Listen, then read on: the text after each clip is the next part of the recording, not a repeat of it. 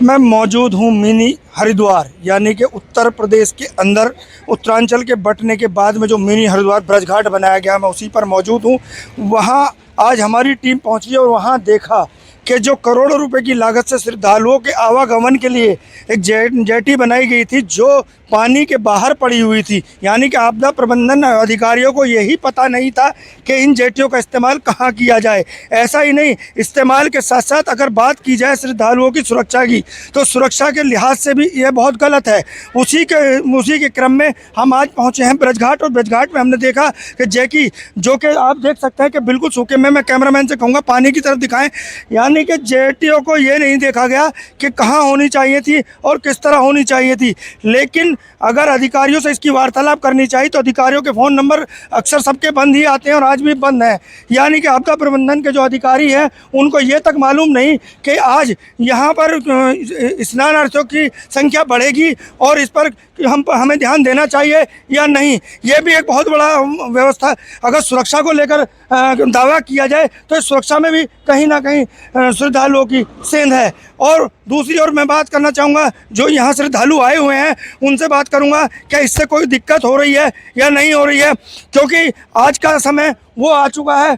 जबकि मैं कैमरामैन से कहूँगा एक पीछे बाबा की कुटी भी है जिस पर श्रद्धालु जाते हैं, उस कुटी पर जाना आना भी इन जेटियों के कारण दुश्वार बना हुआ है। यानी कि जेटियों का बीच में अवरोधक बनना श्रद्धालुओं के लिए एक बहुत बड़ा संकेत ये दिखाई देता है कि श्रद्धा के नाम पर भी रोका जा रहा है। इसी को लेकर यहाँ जो श्रद्धालु हैं उनसे बात करेंगे। बाबा, इन जेटियों से कोई फर्क नहीं पड़ रहा वहाँ जाने में? कुटी इन पे जाने में कई बार हम रपट के गिर जाते हैं, चोट लग जाती है, हाथ पैर टूट जाते हैं। अधिकारियों से इस तरह की वार्तालाप हुई कभी? नहीं हुई, आते ही नहीं है। आते ही नहीं है? आते हैं तो पता नहीं चलता कब आते हैं। अच्छा, आप लोग यहाँ के रहने वाले हैं? अच्छा, ये जो जेटी बनी है ये कब से पड़ी है? कई जब से बाहर आई तब से पहले। अच्छा, बाढ़ से बाद में यही पड़ी है? कोई आपदा का अधिकारी यहाँ पर नहीं है? कोई ना आया। तो ये एक बहुत बड़ी बात है। एक अम्मा बैठी हैं, इनसे भी बात। अम्मा, ये जेटी पड़ी है, कब से पड़ी है? इसे करीबन 5 महीने हो गए हैं, 4 महीने करीबन, पर आने जाने में बहुत ज्यादा परेशानी होती है। श्रद्धालु भी कई बार गिर जाते हैं। नहाने की व्यवस्था सिर्फ यही है, यही इंसान नहा नहीं रहा कोई भी। बहुत ज्यादा ये आपदा प्रबंधन की कमी कहें या फिर सरकार की जो योजनाएं हैं उनको पलीता दिखाना। एक और लोग हमारे साथ जुड़ चुके हैं, बात करते हैं। क्या नाम है आपका? मेरा नाम दिनेश कुमार है जी।